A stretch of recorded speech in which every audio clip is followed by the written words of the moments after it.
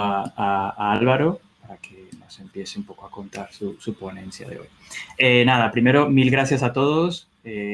Cuarto evento ya de Friends of Figma Madrid. Y nada, encantados de ir haciendo estas iniciativas. Tenemos bastantes nuevas iniciativas sobre la mesa. Obviamente ya todas ellas ya será después de verano, pero bueno, tenemos bastantes cosas interesantes que iremos trayendo.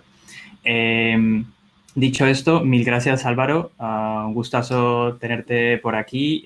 Ayer nos estabas enseñando un pelín la ponencia y el factor práctico que vamos a ver hoy, que me parece muy interesante, que al final pues yo creo que lo que a todos nos mola es meter las manos en Figma y empezar un poco a jugar y a darnos hostias con todo con todas sus funcionalidades. O sea que genial. Mil gracias y wow, genial tener a gente de Méndez Saltarén por aquí, o sea que estupendísimo.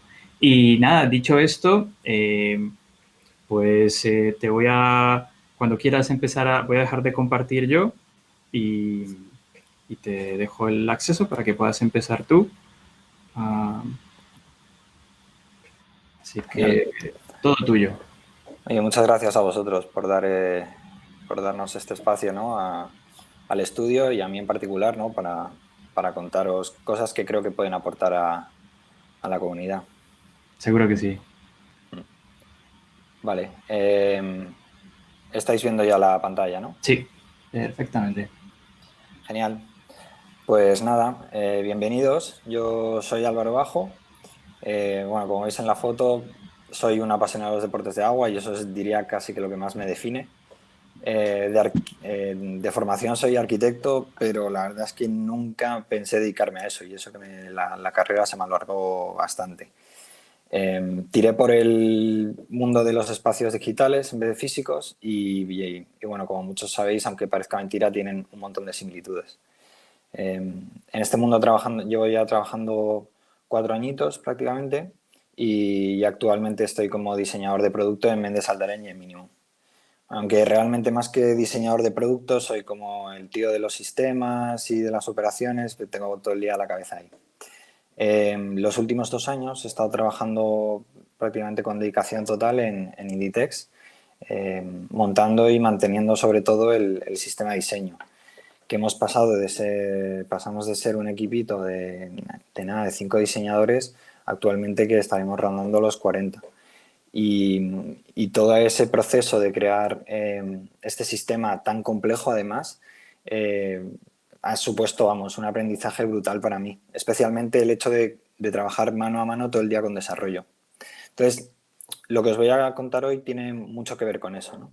Porque lo que me he dado cuenta en todo este tiempo es que en la parte de diseño tenemos ciertas carencias, ¿no? Y muchas veces no es por dejadez, sino simplemente falta de conocimiento. A mí me pasa al principio que los primeros componentes, cuando hacía el handoff con el equipo de desarrollo, que me llegaron pues no sé cuántas preguntas. Oye, ¿qué pasa cuando el texto es más ancho que el contenedor? ¿Qué iría para abajo? ¿Sale una elipsis? ¿Qué pasa cuando la imagen es más grande, más pequeña? Bueno, un montón de preguntas que hasta entonces no me había planteado, ¿no? Porque diseñaba de una manera más como en estático. Entonces, el tema que traigo hoy es este juego de palabras, ¿no? De la responsabilidad de diseño, que sí que tenemos en la cabeza que, por supuesto, que diseñamos para digital y tiene que ser responsive y varios breakpoints y todo esto, pero a la hora de la verdad se nos pasan un montón de detalles. Entonces, la idea hoy es, a través de un ejercicio práctico, ver como 3 niveles de madurez en lo que es el trabajo en la concepción del responsive. Cada uno encontrará su lugar en estos 3 niveles que se corresponden con estos 3 colores, además rojo, amarillo y azul. Y la idea no es que, oye, cuando veáis el nivel azul o el nivel en el que trabajo yo, que es una manera que me ayuda muchísimo a concebir el responsive, no penséis que ese es lo que debería ser, ¿no? Porque puede llegar a ser muy complejo. Y esto es muy importante, que esto está más dirigido a esos momentos finales del diseño de un producto, dado que en esos momentos iniciales de conceptualización hay que tener toda la flexibilidad del mundo y diseñar de una manera más libre. Vamos a arrancar con una pregunta, ¿no? Y es, ¿qué diferencian estas 3 cards? a priori parece que nada, ¿no? Voy a pasar ya, hoy la presentación no va a ser, se acabó la parte de slides, va a ser muy en Figma y además quiero que os fijéis mucho en todo lo que voy tocando en los paneles y demás. Voy a coger estas tres y a priori son muy parecidas, pero vais a ver que es que son, vamos, si las pongo una encima de la otra, es que son calcadas. Pues la respuesta a esta es cómo están construidas. La primera está construida a través de grupos, ¿no? Y los grupos, pues es como el nivel más básico de cuando venimos igual de herramientas como Photoshop y pensamos que de esta manera estamos organizando todo el contenido de nuestros diseños. Pero la pregunta ¿es organización realmente? Porque, bueno, lo de los grupos ya sabéis que se va de madre, empieza a haber grupos 357 con un elemento que está en la otra punta del canvas y demás. Entonces este sería como el primer nivel y ahora vamos a ir viendo cada uno de estos. El segundo nivel sería el que he llamado frame. Aquí ya empezamos a entender las relaciones que hay entre contenedor y contenido, que al final todo se basa en esto, ¿no? En la relación que existe entre el contenedor y el contenido y cómo el cambio de uno afecta al otro y a la inversa. El problema de los frames es que solo trabajan en esta dirección de contenedor a contenido. Y luego el tercer nivel sería el de auto layout, que ya disponemos desde hace, pues yo diría que un año y la segunda versión que ha salido es súper potente. Y aquí ya las relaciones que tenemos empiezan a ser, mantenemos esas de contenedor a contenido, pero empezamos a hablar de relaciones de contenido a contenedor y de contenido a contenido. Para esto vamos a ver ejemplos de más fácil a más difícil. Y vamos a arrancar con este componente aquí, que no es un botón, sino es lo que sería un elemento de una lista, que por experiencia propia es de los componentes que más dolores de cabeza da. Vale, tenemos estos tres elementos y queremos generar este elemento de lista que tiene este background y entendemos que ese va a ser el contenedor. Además tiene un icono y un texto y ya los tenemos colocados como nos ha parecido, que es oportuno. Lo que hacemos en este caso es coger los tres elementos y agrupar. Podemos agrupar botón derecho sobre la agrupación, comando G, o bueno, con el atajo, comando G. Y aquí tendríamos el grupo. Este está aquí, vale. El problema del grupo es que para empezar hemos tenido que el contenedor de todo el ítem lo hemos tenido que generar con un background. ¿Por qué? Porque lo que hace el grupo es abrazar todo el contenido que has agrupado. No entiende de generar un espacio extra, como va a pasar con los containers y demás, y el autoridad. Entonces, eso va a suponer varios problemas. Y el primero de ellos es que cuando vayamos a medir un elemento, sobre todo esto ya orientado a desarrollo, nunca nos lo va a posicionar de manera relativa, ¿no? a su contenedor, sino que nos va a posicionar pues, respecto al canvas entero. Esto sería el problema que le supone a desarrollo. Pero nosotros en diseño estos elementos los vamos a querer estirar y demás. Y el problema que vamos a encontrarnos es este, ¿no? Que no tenemos absolutamente ningún control. Empiezan a aparecer decimales por todos lados y digamos, es un absoluto desastre, ¿no? Entonces, es una manera de trabajar que no recomiendo para nada. O sea, es muerte al grupo. O sea, el grupo está bien para agrupar ciertas pantallas y necesitas cierto orden en las capas, pero no lo utilizaría jamás para lo que es un diseño. Aquí vamos con la primera card que os enseñaba antes. Aparentemente está todo bien, ¿no? Tenemos tres textos que hemos posicionado súper bien a 4 píxeles, esto a 16. La imagen que tenemos aquí le hemos puesto un background detrás por si esta imagen de producto llegara hasta el borde, pues que respete cierto espacio. El problema que tenemos con esto es, uno, el que os he comentado a la hora de inspeccionar, en caso de que sean los desarrolladores los que juegan el diseño, que va a ser siempre, pero el otro va a ser que en cuanto estiremos esto, va a hacer lo que le da la gana, ¿no? Vemos aquí decimales por todos lados, la caja ha pasado de crecer el contenido solo a convertirse en un ancho y alto fijo, digamos que ya no sirve para nada. Pero, ¿y por qué íbamos a estirar esto, no? Si está muy bonito como está quieto. Pues al final tenemos que documentar todos los breakpoints y es absurdo hacer el trabajo en una pantalla de 1280 x 720 si luego cuando vayamos a hacerla de 1920 tenemos que volver a posicionar todo esto concienzudamente, ¿no? Lo cómodo sería directamente, oye, ya tengo esto diseñado, estiro y a correr, ¿no? Y se comporta como estimo que se debería comportar. Esto, más allá de la aplicación que tiene en Figma, ¿no? De estirar y listo, es una manera, y de esto va un poco la presentación, de empezar a razonar, ¿no? No es tanto dejar elementos estáticos muy bien posicionados y muy bonito, sino pensar cómo esos elementos se van a comportar. Y gracias a las herramientas de Figma, pues podemos hacerlo de esta manera, ¿no? Mientras trabajamos. El ejemplo que vamos a trabajar hoy es este de aquí. He traído una pantalla que, bueno, si igual os resulta familiar. Espera que pongo aquí. He hecho una versión de la página de Nike de producto, ¿vale? ¿Por qué he cogido este ejemplo? Porque tiene bastante chicha en cuanto a responsive. O sea, tenemos que por encima de 1920 se mantiene como fijo el contenido, pero y luego tenemos este tema de los filtros, ¿no? que empujan el contenido. Y yendo para abajo, este contenido empieza a ser flexible. Si os fijáis, lo que es el grid de cards es flexible, mientras que la barra de filtros se mantiene con un ancho fijo. Y llega hasta un límite donde pasa, en vez de 3 ítems, tenemos 2 ítems por fila, y los filtros se nos vienen a una modal, que personalmente creo que en estos anchos, ¿no? Que todavía estamos barajando aquí, queda bastante grande. Entonces he planteado una versión diferente para que además sea más diverso, ¿no? Y vamos bajando y, bueno, tendríamos mobile y creo, eso es un ejemplo que es súper potente. Entonces es lo que he cogido como referencia para que veamos esto.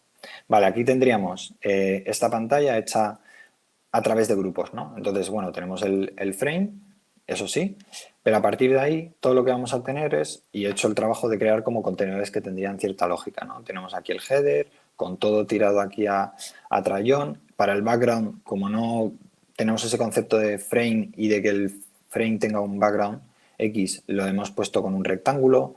Lo mismo con esta toolbar de aquí.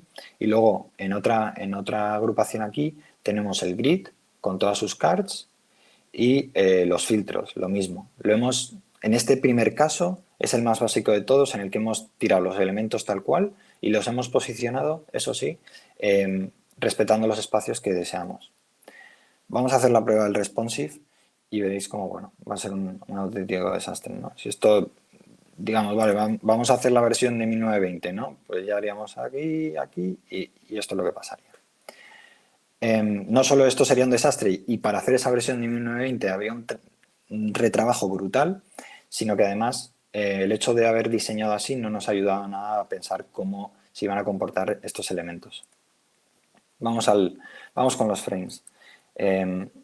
Aquí ya entra el concepto de contenedor y contenido, ¿no? Tenemos los mismos elementos de antes, pero ahora la diferencia es que vamos a crear un frame. Vamos a agruparlos a través de un contenedor que va a tener a estos dos elementos. Igual que antes, hay muchas maneras de empezar. Podemos empezar lo que es con el frame y luego arrastrar el contenido dentro. O la otra manera, ya que tenemos esto así, es lo mismo, seleccionar frame selection o shift comando G y ya tendríamos el frame, ¿vale? Ahora, este frame, los elementos por defectos, y esto lo sabéis muchos, vienen con las constraints o con esa definición de cómo se comportan de una manera que nos permite estirar el frame y que no pasa absolutamente nada con el contenido. Pero aquí es donde empieza la chicha, ¿no? Porque nosotros lo que queremos es que nuestro ítem mida 40 píxeles de alto, en ese caso, perdón, 80, que estamos yendo al doble. Le daríamos un alto a este frame de 80 píxeles y luego pues el contenido lo querríamos centrado, ¿no? Por lo tanto, vamos haciendo pequeñas cosas. Bueno, todo esto, el contenedor, y esto es bastante importante, yo me olvidaría de ese concepto de que el color de un fondo se lo demos a través de un rectángulo. Es mucho más cómodo directamente que el frame, si tiene este color amarillo, pues le damos el color amarillo, listo, porque es como va a ser realmente en desarrollo. Ahora, nuestro ítem ahora está súper apretado, ¿no? Sí que tenemos bien esta distancia de 20 píxeles, pero queremos que tenga un poco de aire por los lados, ¿no? O padding. Entonces, tenemos la opción aquí. Yo lo que recomiendo es, para olvidarte de las constraints que tengan marcadas estos elementos, directamente con el comando estiramos y va a hacer caso omiso de todo lo que esté especificado aquí. Vale, ahora que ya tenemos el elemento, vamos a ver qué son las constraints.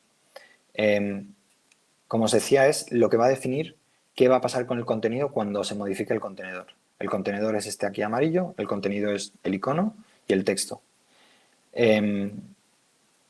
Aquí lo que estamos definiendo es, cuando yo estire este elemento, ¿qué va a pasar, no? Y en este caso, el icono tenemos definido que se va a quedar anclado a la izquierda, se va a quedar pegado a este, y verticalmente se va a quedar centrado, ¿no? Donde está.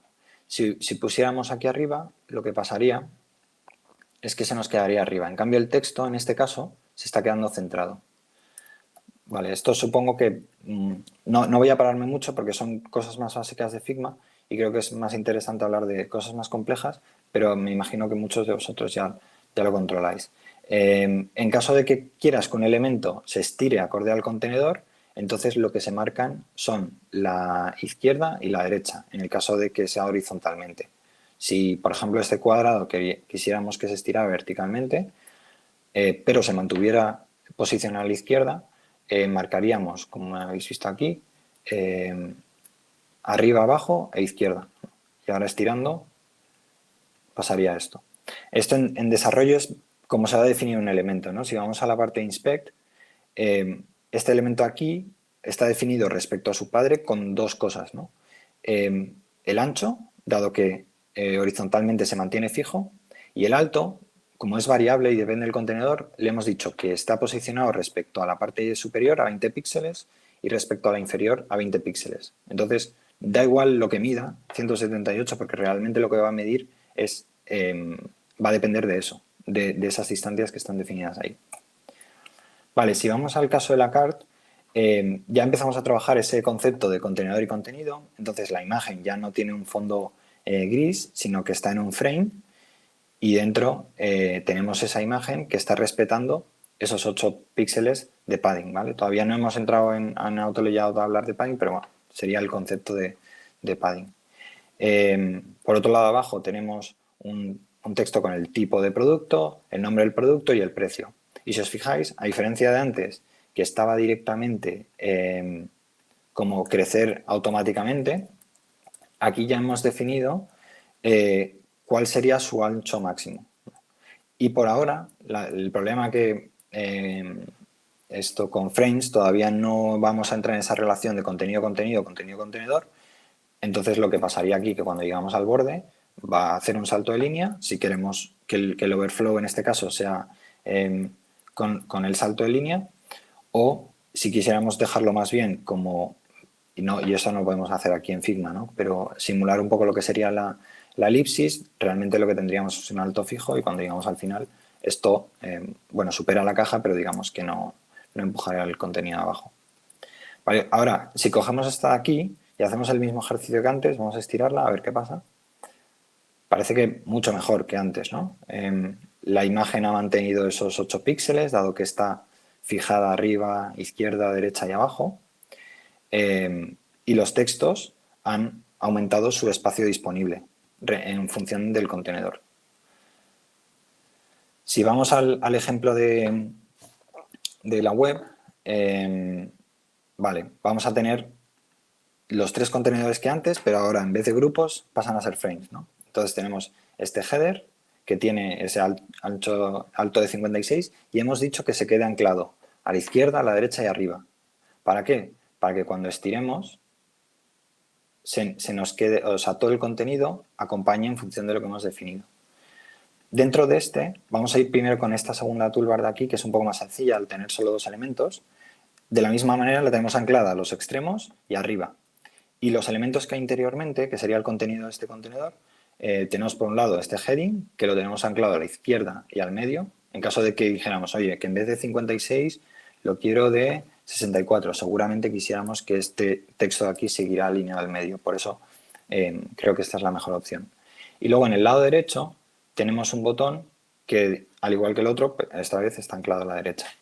Si vamos a la parte superior tendríamos 3 botones que los tenemos, como en el caso de este de aquí abajo, anclado a la derecha. Esto sería un grupo, pero todavía no hemos entrado, eso vamos a verlo en el tercer nivel, ¿no?, de complejidad.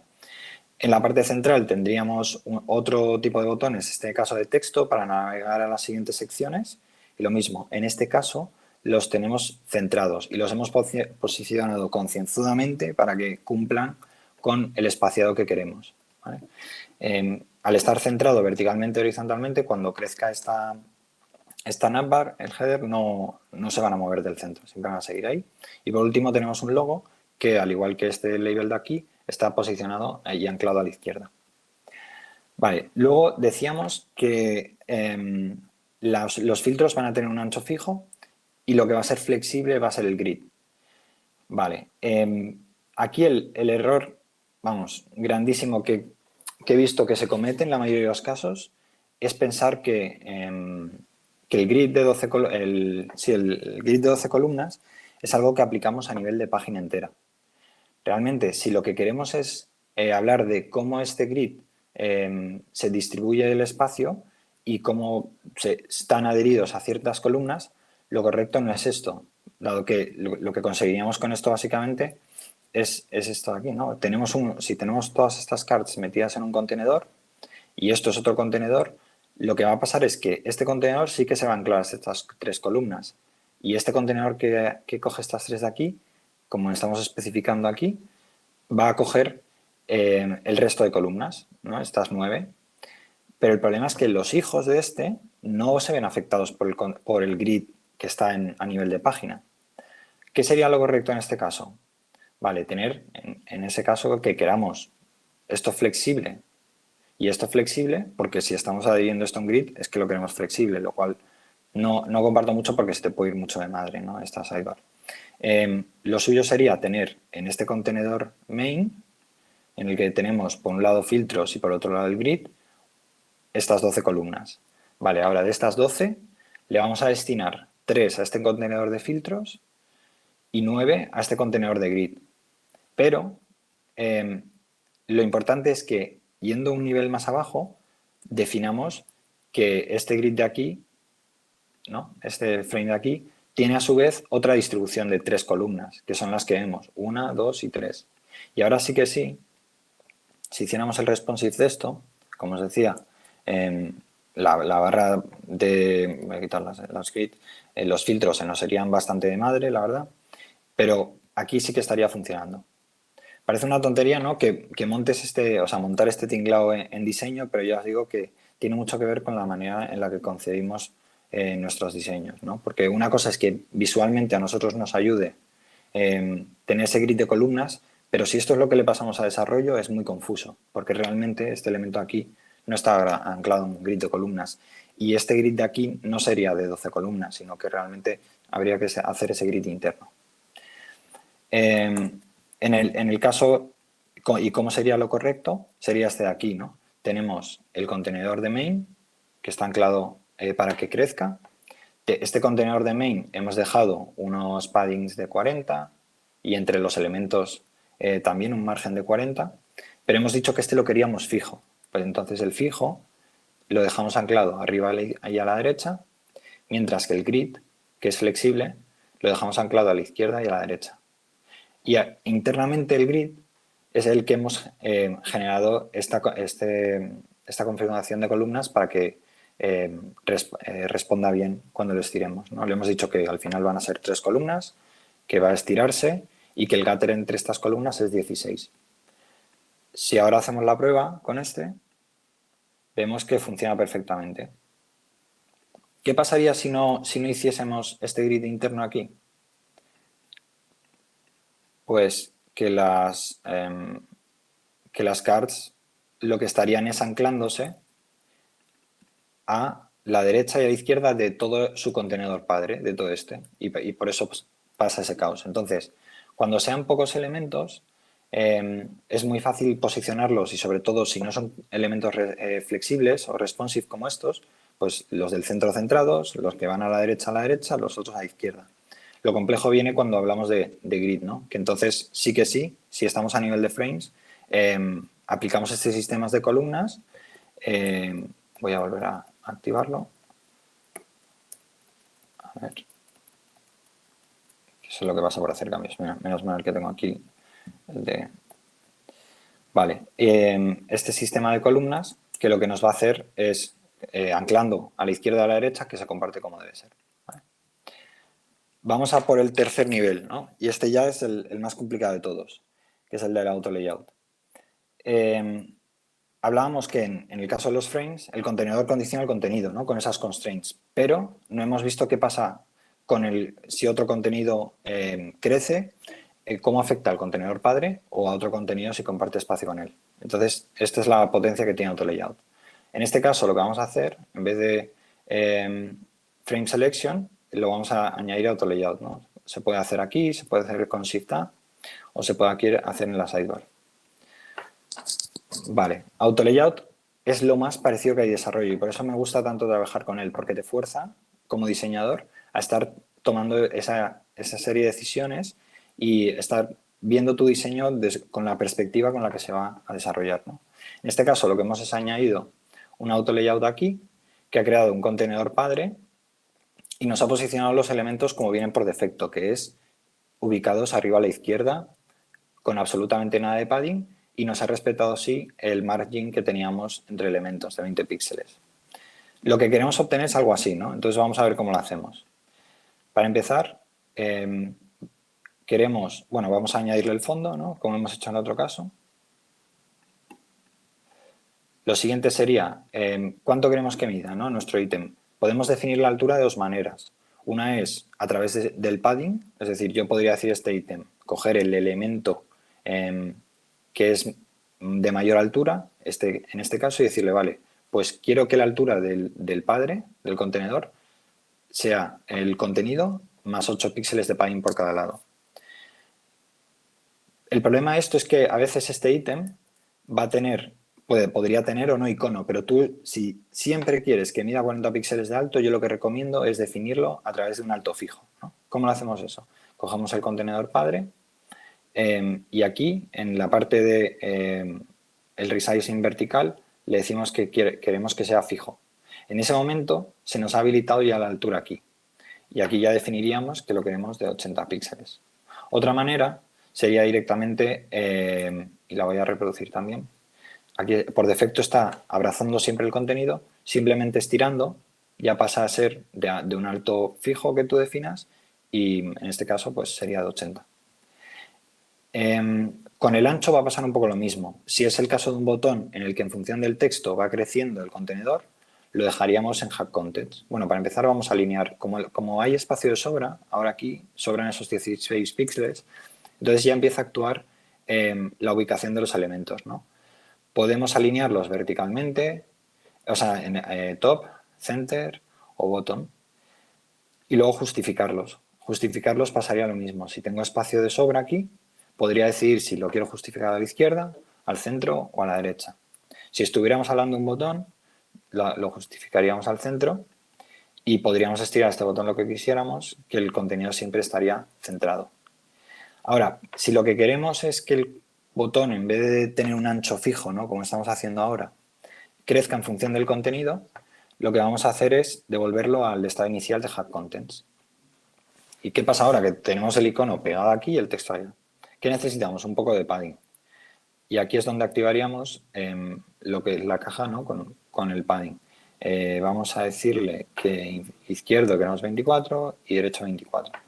Y ahora sí que, escribiendo aquí, dado que tenemos el texto con auto width, esta caja de texto crecería y su padre se vería afectado creciendo también. Si el orden de los elementos fuera al revés y tuviéramos el icono después, pues no solo la caja crecería, sino que el otro icono se empujaría, ¿no? Se movería hacia la derecha, cosa que con frames no pasaba. En el caso este, no estamos diseñando un botón, sino que estamos diseñando un ítem en el que el texto siempre se mantiene a la izquierda y tiene un ancho fijo. Entonces, en este caso, el ítem tendrá el ancho que tenga cada caso, ¿no? Vamos a decir que tiene 400 y ya no lo queremos centrado, ¿no?, sino lo que queremos a la izquierda. Entonces, en esta parte de aquí, de la justificación, diríamos que justificado a la izquierda. Vale, por último, queda saber qué pasa con el contenido, porque hemos hablado que que lo bueno de Auto Layout es que podemos tomar decisiones en ese sentido. Ya no es que crezca hasta el infinito o hasta un máximo y que no pase nada, ¿no? Podemos decir que cuando llegue al borde o cuando llegue a un punto que nosotros hemos definido a través del padding, que es 24 a la derecha, haga un salto de línea. Y esto lo conseguimos cambiando el texto de Hack Contents a Fill Container. Ahora el texto, digamos, está ocupando todo el espacio disponible que queda en el contenedor, mientras que el icono, que no nos interesa que crezca, va a tener siempre un ancho y alto fijo. Vamos a probar qué pasa ahora. Si escribimos más del ancho disponible, hemos visto que ha hecho un salto de línea. Pero como teníamos definido el elemento con un ancho fijo de 80, el padre no ha crecido. Si en otro caso nuestro ítem quisiéramos que creciese con el contenido, lo que haríamos en este caso es configurarlo de otra manera, ¿no? Que sería a través de Hack Contents, que abrace el contenido, y definiendo ese padding que decíamos antes de 8. Y ahora, si superamos ese ancho disponible, como veis, el contenedor padre va creciendo, igual que crecía antes el botón horizontalmente. Aquí, como hemos visto antes, tendríamos todo el contenido centrado verticalmente, alineado, pero podemos cambiar esta alineación como queramos. Vale, esto para los que no habéis trabajado mucho con Auto Layout, puede ser bastante chicha, ¿no? Así de golpe. Os recomiendo en la comunidad de Figma el playground que hay de Auto Layout, que es una pasada, para que lo hagáis con calma y trasteéis con todo esto.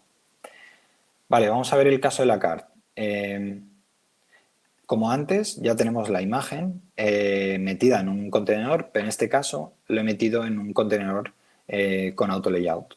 ¿Por qué? Porque me permite tener mucho más control sobre ese padding. Ya no tengo que estar estirando las esquinas para que cuadre justo 8 píxeles, sino que directamente tengo un padre que tiene definido esos 8 píxeles de padding. Si dijera 45, pues me reduciría el tamaño de la imagen. Este contenedor, a su vez, tiene otro por encima, que es el de la cart. ¿Y cómo se comporta respecto a este? Pues le he dicho que crezca con el padre horizontalmente, ¿vale? Y hago la prueba aquí. Vemos que está creciendo el hijo de image y a su vez la imagen, como también está en fill container, también está creciendo. Está creciendo todo aquí, ¿vale? Y por otro lado tengo otro contenedor, que aquí es donde empiezas, una vez que empiezas a entender este concepto de cajas, empiezas a verlo de una manera diferente. Ya no ves como elementos por ahí flotando, sino que ya ves claramente que tenemos un elemento superior, que es la imagen, y uno inferior que podríamos llamarlo el contenido. Y este es otro auto layout vertical con 3 elementos, 3 textos, que, como decía antes, pues el tipo de producto, el nombre del producto, el precio del producto. Y estos 3, al igual que hacíamos antes con el label, los hemos puesto en fill container. ¿Por qué? Porque lo que esperamos de este contenido es que, si se diera el caso que un nombre de producto es muy largo, que salte la línea, porque sí que nos interesa que se vea el nombre del producto, y en la cart crecería en su tamaño. También se puede utilizar este tema de haber construido la cart con Auto Layout, sobre todo si hay montado un sistema de carts, el que tienes es modular, ¿no? Oye, tal vez, por lo que sea, en otro punto de la aplicación no tienes ese concepto de categoría, pues no pasaría nada, ¿no? Lo eliminas y la cart ya se ha redimensionado totalmente. O en otro caso, pues puede ser que en vez de la imagen que esté posicionada arriba, que se posiciona al lado, ¿no? Y aquí voy a hacer esto y va a estallar todo, pero bueno, no del todo, podría haber sido peor. Entonces esto nos da muchísimo juego, ¿no? Sobre todo cuando tenemos montado un sistema de cards modular. Vamos a ver cómo nos llevamos todos estos conceptos a algo más complejo, que es esa web de Nike. Vale, volvemos. Vamos a empezar por la fácil, que es la toolbar. Tenemos puesto un auto layout horizontal que, respecto al contenedor padre, que el contenedor padre es directamente la página, crece, ¿no? Hemos dicho, oye, quiero que llegues hasta el borde de la página. Pero estos elementos de aquí, si os fijáis, no llegan hasta el borde. ¿Por qué? Porque he definido un padding izquierdo de 40 y derecho de 40. Ahora, ¿por qué estos elementos están separados? Cuando hay solo 2 elementos, la manera más fácil de hacerlo es con esta funcionalidad. En vez de decir packet, que como veis aquí se quedarían juntos, le defines con space between. Lo que hace es que un elemento vaya a un extremo respetando el padding y otro al otro. Todas esas funcionalidades de AutoLayout, que se me ha olvidado comentarlo, tienen mucho que ver prácticamente con Flexbox, de CSS. Si queréis enredar un poco, si conocéis un poquillo Flexbox, os va a ayudar mucho a comunicaros con los desarrolladores, ¿no? Y ver claramente ese paralelismo entre las dos, entre la funcionalidad de AutoLayout y Flexbox. Vale, vamos al header. Aquí le hemos definido un alto de 56 píxeles y aquí el problema crece un poco porque tenemos 3 elementos y lo tenemos con AutoLayout. ¿Cómo los distribuimos? Pues, como se suele hacer en desarrollo, hay un contenedor que va a ser el flexible, ¿no? En este caso, esta es una de las maneras, es la que me parece más lógica. El central hemos definido que sea el más flexible porque, oye, tan pronto tenemos aquí un grupo de botones como nos da por tener un buscador, ¿no? Que queremos que ocupe todo el ancho o lo que nos apetezca. Pero es un contenedor que aprovecha todo el contenido restante disponible. Lo que seguro, a la izquierda vamos a tener el logo, que no tiene mucho ancho, y a la derecha este grupo de iconos que los tenemos bastante controlados, entonces sabemos que este button group de aquí mide 124, ¿no? Bueno, como veis, todo está construido con AutoLayout. Aquí tenemos 3 botones que he agrupado con un AutoLayout horizontal que tiene un margin de 32 entre elementos y que están centrados, bueno, en este caso no están centrados porque están abrazando el contenido, entonces no hay espacio libre. Lo que sí que he hecho es, para conseguir que esto esté en el centro, es crear 2 contenedores a los extremos, el right y el left, que tienen un ancho fijo que he definido, en este caso 160. Eso es exactamente como se haría en desarrollo este caso. ¿Por qué? Porque a diferencia del central, que no sé muy bien qué va a haber, o oye, igual crecen las categorías y me interesa tener más espacio, los de los extremos sí que sé que van a tener un ancho, igual entra algún icono más o desaparece alguno, pero con 160 tengo margen de sobra. Entonces, en el derecho tengo ese grupo de botones, en el izquierdo lo que he metido es el logo, ¿vale? En ese contenedor y está situado a la izquierda. Vale, vamos a bajar al contenedor de main, que es el principal que comparten, como veis, con un AutoLayout horizontal, el grid de cards y este elemento de filtros. Como veíamos en el ejemplo de Nike, esto en función de si lo pulso, aparecen y desaparecen. Pues con AutoLayout ya podemos simular eso, ¿no? Y sería directamente, yo puedo ocultar los filtros y tal como tengo definido el grid, lo que está haciendo es rellenar el espacio disponible, que en este caso es el total del contenedor padre, que sería main, respetando los 40 píxeles que he dado de padding. Aquí interiormente en filtros, los filtros los he definido como fijos. Si vamos aquí al responsive, lo podemos ver, ¿no? Si estiro esto, lo que está haciendo es, está creciendo el grid, porque lo tengo en fill, mientras que el de filtros, que no me interesa que crezca más porque no hace falta más espacio, lo tengo en fixed a 300 píxeles. Interiormente tengo, y aquí es donde entra ya el nivel de locura total, ¿no? De empezar a pensar en esos contenedores. Ves que tienes como 3 secciones dentro de filtros, ¿no? Filtros está todo agrupado, o sea, está abrazando el contenido y tienes tres secciones de filtros. Que dentro de estas tienen un heading que respecto a lo que sería el grupo de checkbox tiene un gap de 16. Y luego, como el gap es diferente entre estos elementos que entre tengo otro AutoLayout aquí, que es este de aquí, el checkbox group, con todos estos ítems, esta vez espaciados a 8 píxeles. Incluso si bajamos un nivel más, a nivel del ítem, también tengo un AutoLayout horizontal en el que el label ocupa todo el ancho disponible restante de que deja el checkbox, que en este caso es de ancho y alto fijo, ¿no? Un poco lo que veíamos antes con el ítem. Vale, esto sería relativo a filtros. Ahora, relativo al grid. No utilizo AutoLayout. No utilizo, perdón, grid de columnas. Lo que hago es simular otra propiedad de CSS que es CSS Grid. ¿Y cómo lo hago? Pues primero genero dos filas, ¿no? Como veis aquí, bueno, tengo una oculta, ¿vale? Para simular cómo sería expandirla. Pero lo que tengo es 2 filas que están separadas en el contenedor padre, como se ve, a 32 píxeles.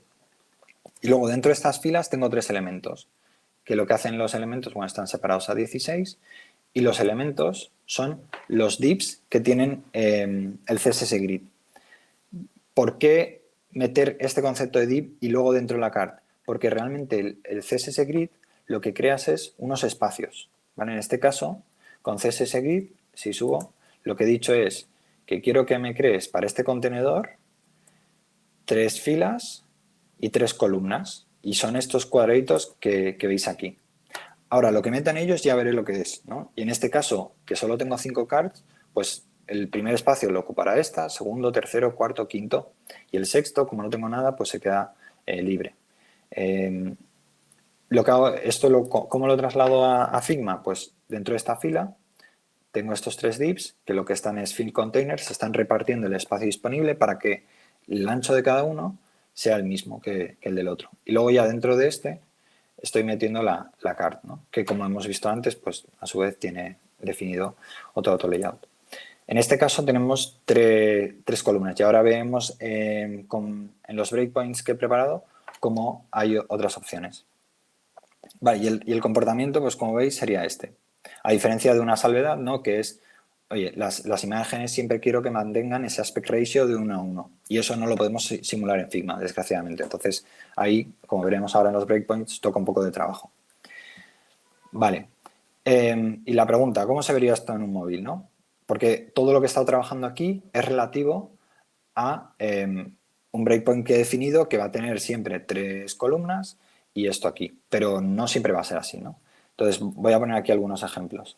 En este caso, para XL, como veíamos antes en la web de Nike, he decidido que el contenido ya se quede centrado, ¿no? Y aquí sí que es verdad que Figma no permite eso y esto lo he construido con lo que sería con frames directamente, ¿no? Diciéndole, como veíamos antes, que esto se quede centrado, centrado, centrado.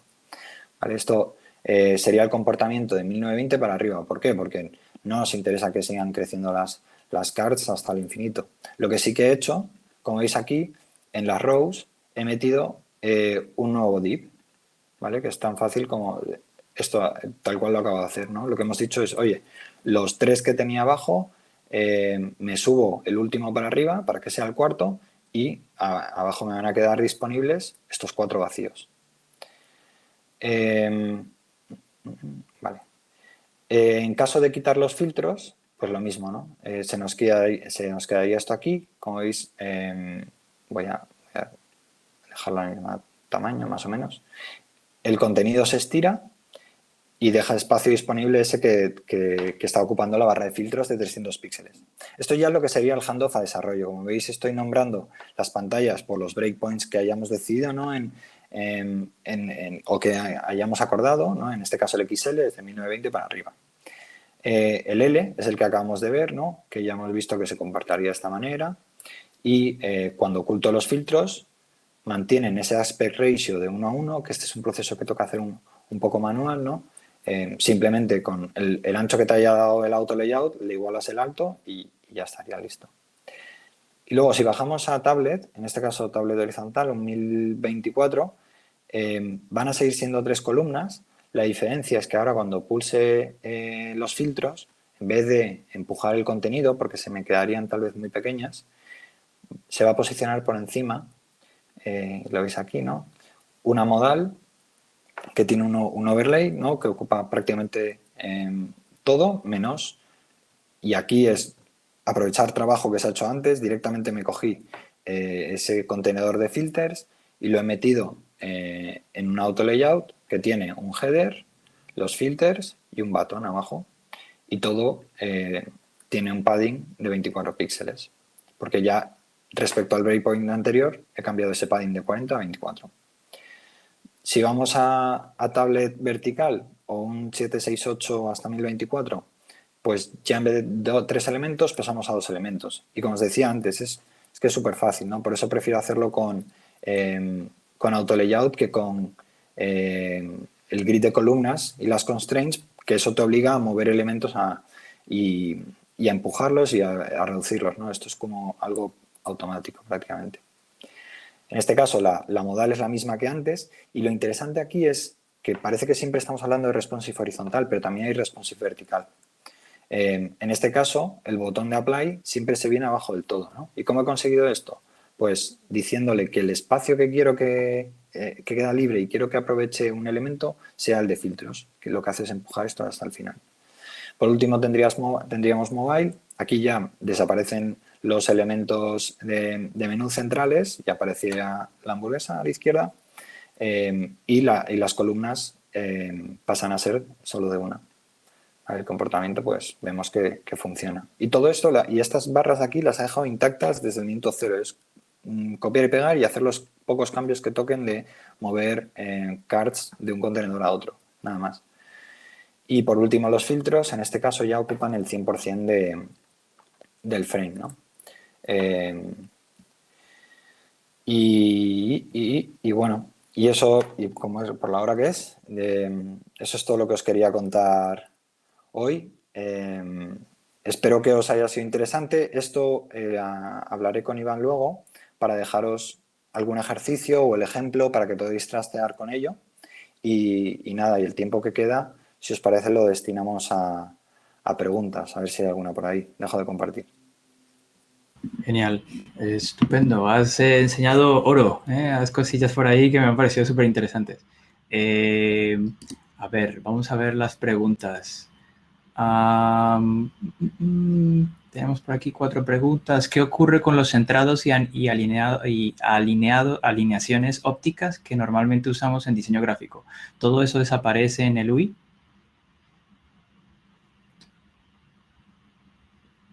¿Te has muteado? Vuelvo a compartir. Bueno, necesitaría que la pregunta fuera un poco más específica, pero se me ocurre uno de los casos, ¿vale?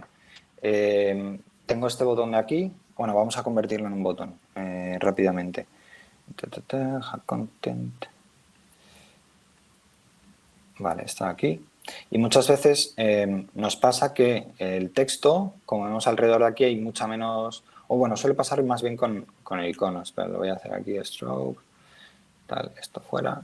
En un icono que tiene mucha menos masa, ¿no?, que el texto alrededor, sobre todo si es un elemento circular, ¿no? Pues no sé si esta es la pregunta, ¿eh? Si es lo Yo creo que me que imagino. sí, puede que vaya por ahí. O sea, yo creo que al menos con esto resolverías una parte. Yo en estos casos, por ejemplo, que si igualas los paddings, ¿no?, y aquí tenemos 24 ahora, da la sensación de que está como el contenido, hay más masa por el lado derecho que izquierdo, lo que suelo es modificar el padding de la izquierda respecto a la derecha, ¿no? Aquí posiblemente le deje, no, igual el 16 es mucho, ¿no? Pero haces ese pequeño ajuste de nada, de 4 píxeles y ya quedan mucho más compensadas las masas. Digamos que, bueno, todos los ajustes que tengas que hacer en ese sentido, pues los harías. Lo bueno es que ahora son independientes, que si recordáis la primera versión de Auto Layout, solo podías decidir un padding y se aplicaba igual a la izquierda que a la derecha. Vale, genial. Otra pregunta. Sí, ¿podrías mostrarnos, por favor, algún documento de handoff? No sé si tienes algo... Vale, no tengo ninguno por aquí.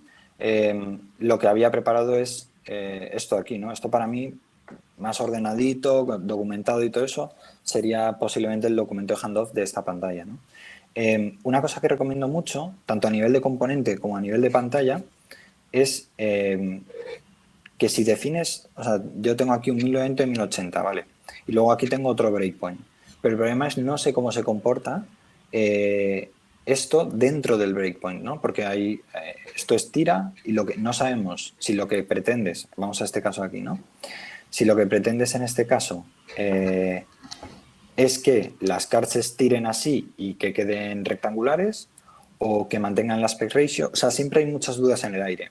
Para mí lo mejor es dentro de cada breakpoint, y si tienes bien preparado la pantalla no cuesta nada, que modifiques su ancho y su alto ligeramente, ¿no? Acabo de modificar un poco su ancho y su alto, ya no es este caso aquí, y si mi intención es expresarle a desarrollo que tienen que mantener el aspect ratio, solo me quedaría hacer esto, lo que os comentaba antes. Me ha salido un ancho de 295, les doy aquí un alto de 295 y ya estarían cuadradas y ocupando todo lo que se espera, ¿no? Entonces, desarrollo, si quedara alguna duda, porque sí que es verdad que cuando utilizas AutoLayout el inspect es súper específico, no deberían de quedar dudas ahí, pero en caso de que las hubiera, teniendo dos versiones en el mismo breakpoint en las que modificas el ancho y el alto, puedes sacar un montón de conclusiones, si lo tienes bien trabajado.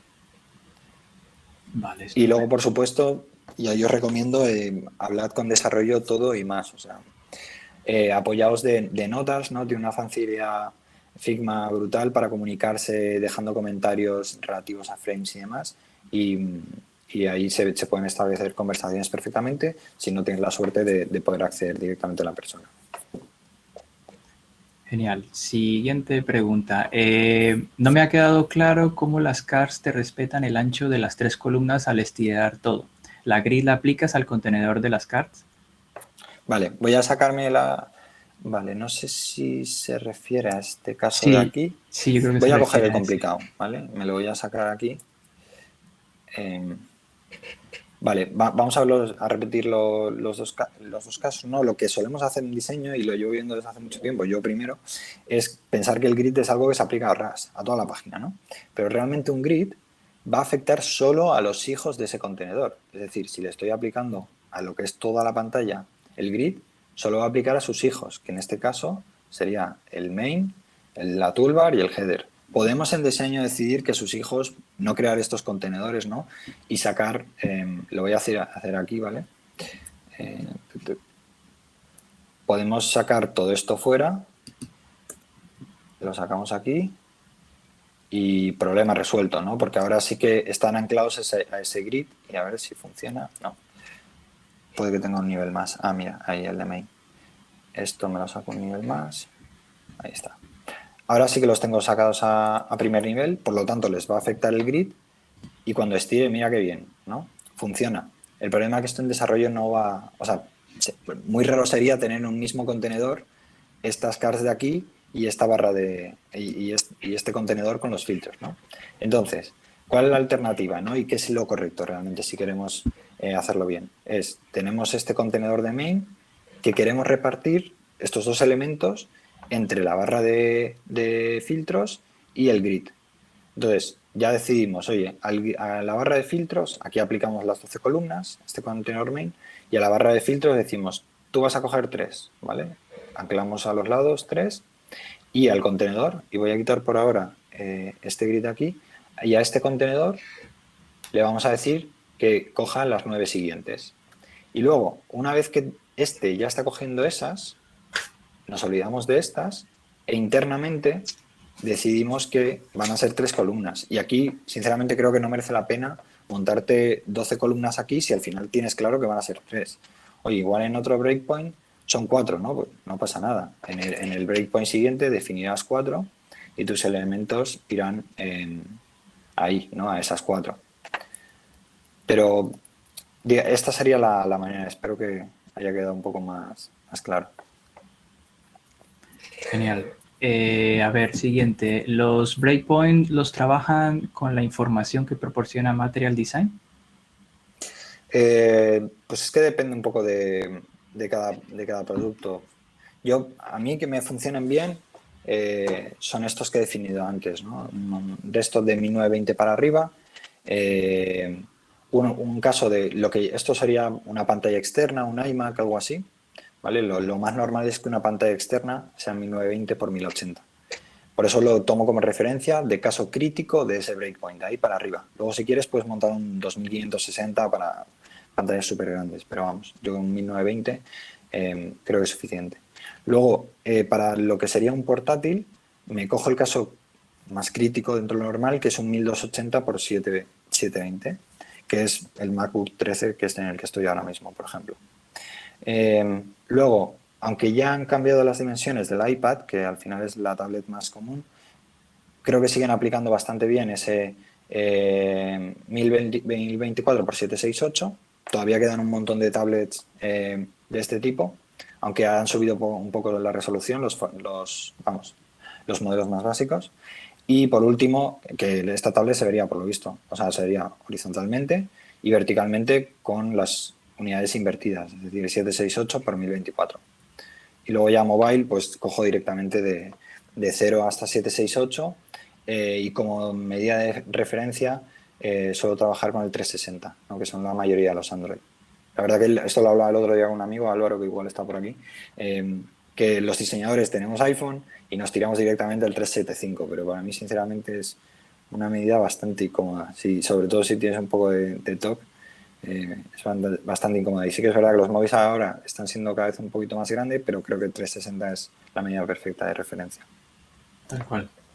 A ver, siguiente. ¿Qué nomenclatura usan para los elementos? Me entiendo que por elementos será componentes. Sí. Yo la verdad que, bueno, si os habéis fijado en la sidebar, tengo con eso un auténtico toque, ¿no? Pero creo que porque realmente creo que ayuda a desarrollo. El hecho de que tengas todo esto bien definido y es un poco el criterio que vayas tomando tú. Yo lo que hago es, y esto os lo vuelvo a decir y os recomiendo muchísimo, hablad mucho con desarrolladores. Eh, Se puede aprender un montón de ellos, de responsive, es que ellos son los que luego se tienen que enfrentar a estos problemas. Entonces, más mentalidad que ellos para preverlos, no hay nadie, ¿no? Y lo mismo con la nomenclatura. Yo llego a Edu, el desarrollador con el que trabajo, y le digo, oye, ¿cómo llamarías al contenedor más principal de una pantalla? Y me dice main, pues main, perfecto, ¿no? Y lo bonito es tener ahí un convenio, ¿no? Con el desarrollo, porque si empezáis a compartir el mismo lenguaje, permite comunicarse mucho más fácil y ya si de paso te curras tú como diseñador el nombre de los contenedores, pues le vais a ahorrar un curro brutal en desarrollo, que muchas veces, por lo que me han dicho, es bastante tedioso, ¿no? Darle nombre a todo. Tal cual.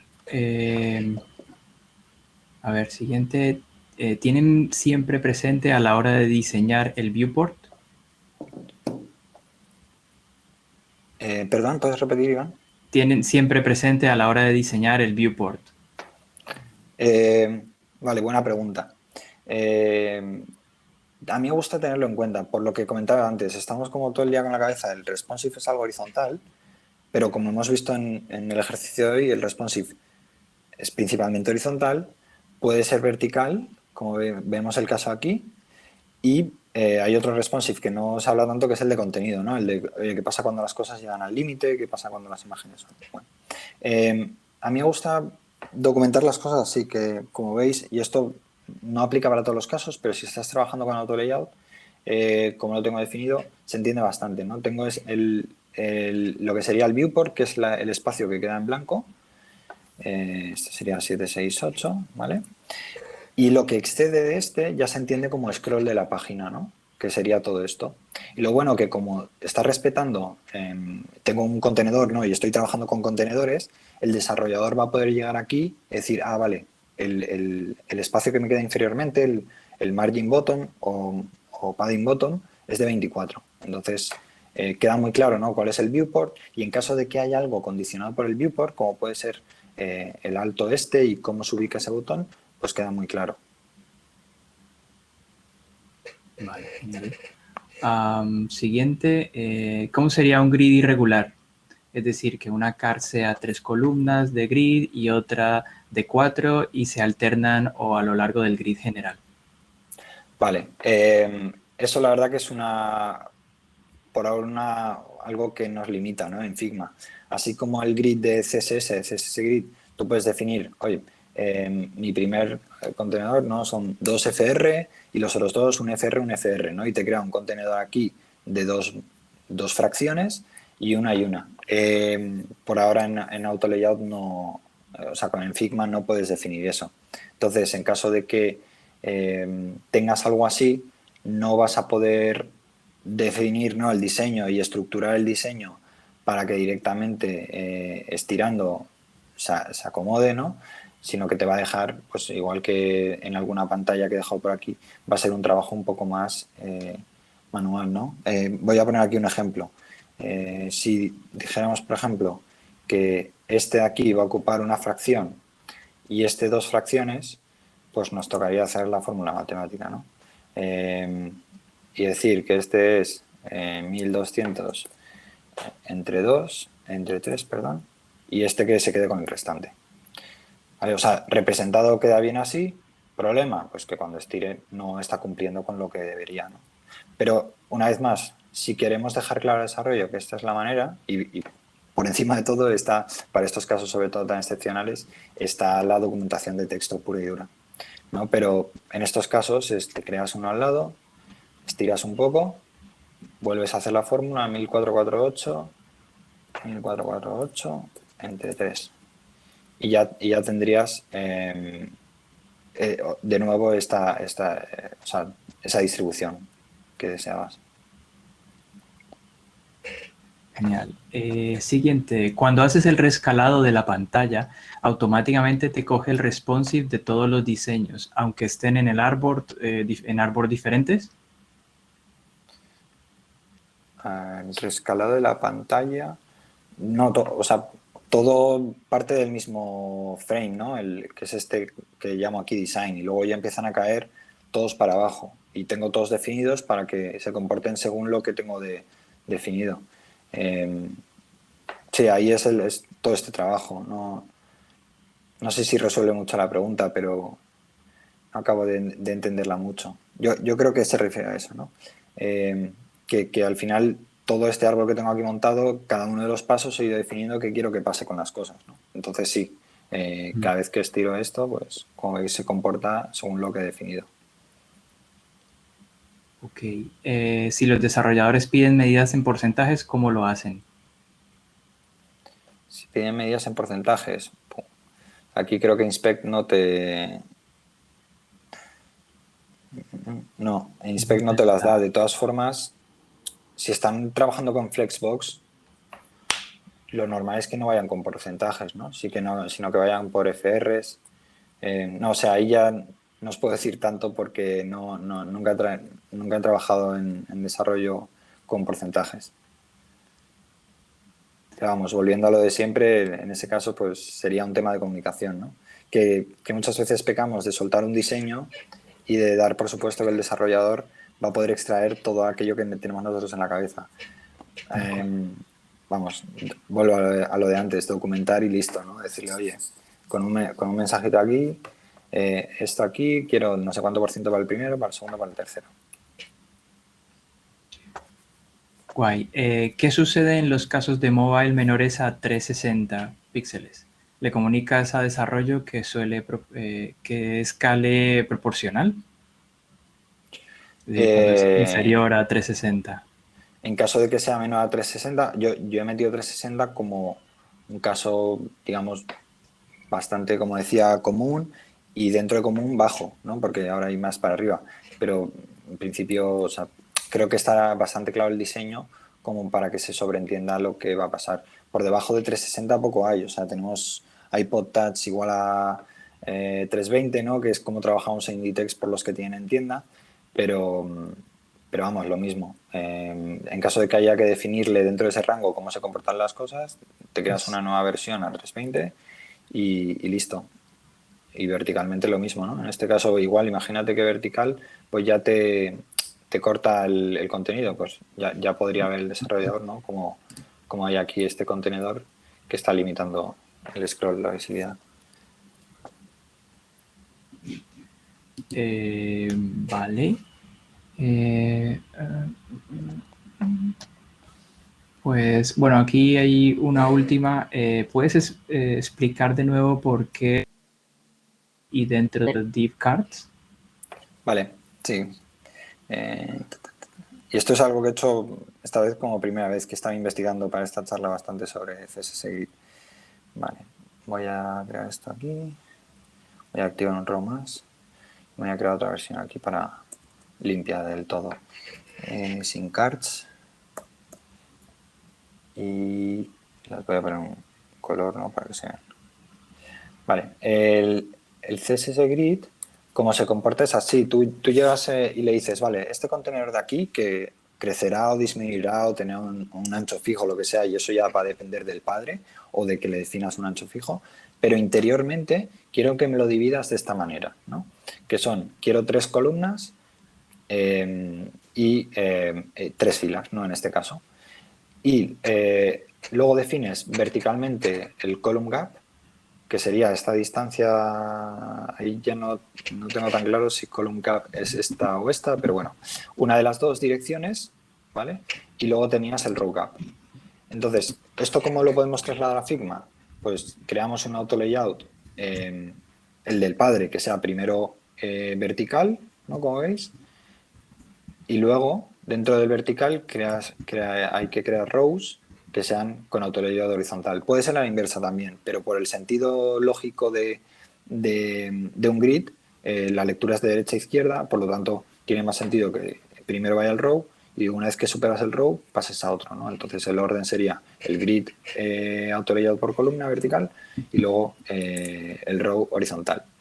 Entonces esto genera los contenedores, pero todavía no tienes contenido, ¿no? Y dentro ya puedes meter lo que quieras. En unos casos, pues ahí, como decía antes, simplemente para que lo sepáis en desarrollo, repito lo de antes, podéis decir, vale, el primer elemento que tenga, quiero que ocupe dos FRs de estos, ¿no? Entonces tendrías un grid que tiene que ocupa dos columnas. Y de esta manera puedes crear contenedores que no sean siempre de esta manera tan regulares. Y luego quedaría el contenido. Entonces, en este espacio que ya tengo generado aquí, meto el... A ver, no sé qué pasa aquí. Ahí debe caer fuera. Ah, no, ahí está. Meto la cart y ya puedes decir lo que sea, ¿no? Puedes decir, oye, que la cart se adapte al contenedor, ¿no? Y no, lo más normal es que pase eso. Que verticalmente el row, ¿no? En este caso, esté definido su alto por el contenido, la cart.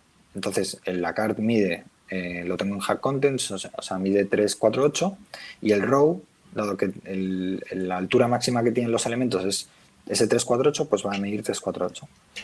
En cambio, el ancho normalmente es lo que vamos a decidir, lo que va a decidir el contenedor. Como lo tenemos estos en field container, pues que esta cart al tener en field container se adapte a todo el espacio disponible. Si tuviéramos, mira, vamos a poner aquí un caso para ilustrar eso, que esta card, por lo que sea, tiene dos secciones más, o tres, esto es lo que pasaría con el row, ¿no? Crecería todo el row y los elementos se quedarían alineados arriba o a donde decidamos. Hay otra opción que es decirle que tenga un alto fijo, pero vamos, en estos casos no creo que sea lo más recomendable. Guay, genial. Última, la última que tenemos, ¿qué espaciado recomiendas usar en mobile? Espaciado.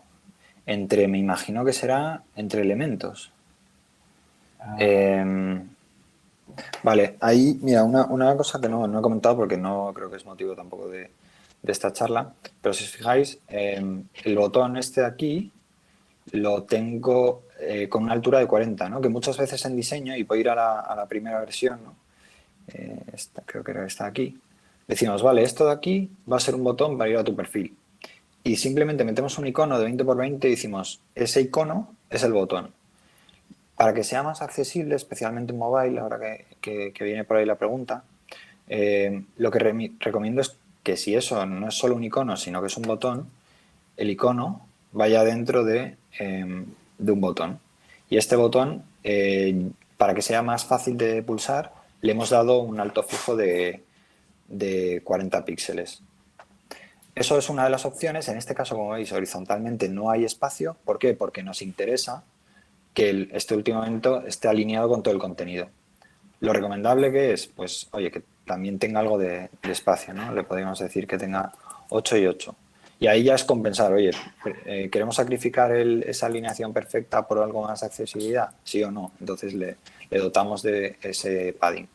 Sobre el espaciado, pues yo en este caso le he puesto aquí 32. Como sabéis, creo que fue Material que es lo que recomendó, una superficie táctil de 48 píxeles. Que no quiere decir que el botón tenga que medir 48 por 48, sino que no haya un conflicto alrededor de esos 48 píxeles. O sea que podríamos reducir aquí bastante más ese margen. Sí, el área clicable, ¿no? Vale, no tenemos más preguntas. Yo añado una última que que una duda que me surge es, estabas metiendo grid a nivel de módulos y mi duda es, a la hora de montar un sistema, ¿esos grid los tienes en estilos? O sea, ¿tienes Vale, estos. documentados todos esos grid a nivel de Ok. módulo en diferentes estilos? O... Em, no, o sea, la verdad que es algo que no he puesto en práctica todavía, porque yo ya os digo, estoy más bien con los sistemas y todo eso que en la parte de producto. Pero sí que de cara a los sistemas viene bien igual documentar este grid, más que nada para que siempre se respete a nivel de página esos márgenes y en caso de tener una grid de cards se respeten esos gutters, pero centraría más mi atención y vuelvo a esa idea de no pintemos grids a nivel de página entera, porque muchas veces, oye, si se da el caso que la página es justo un grid, perfecto, ¿no? Nos aplica. Pero el cambio es pasar a esa mentalidad de grids por contenedor. Y ahí sí que sí, lo más flexible de cada un sistema es contar con un grid de 12 columnas o de 16 como tiene Carbon. Y ahí recomiendo que no solo dejar esas 12 para desktop y luego que normalmente en tablet se tira por 8, 6 y luego en mobile 4, sino ir con 12 en todo, porque es que te va a dar más flexibilidad. O sea, me da igual si... A ver que me coja el grid por aquí. Este lo voy a transformar un poco para que tenga 12. Vale. Yo en este ancho tengo 12 columnas, lo que me permite hacer una configuración de un elemento todo el ancho, dos elementos que ocupen 6 y 6, tres elementos que ocupen 4, cuatro elementos que ocupen 3, ¿no? Vemos que ese número mágico de 12 es por algo, ¿no? Por toda esa flexibilidad. Pero cuando vamos bajando, no veo necesidad realmente en decir, vale, ahora en vez de 12 van a ser 8, ¿no? Pueden seguir siendo 12.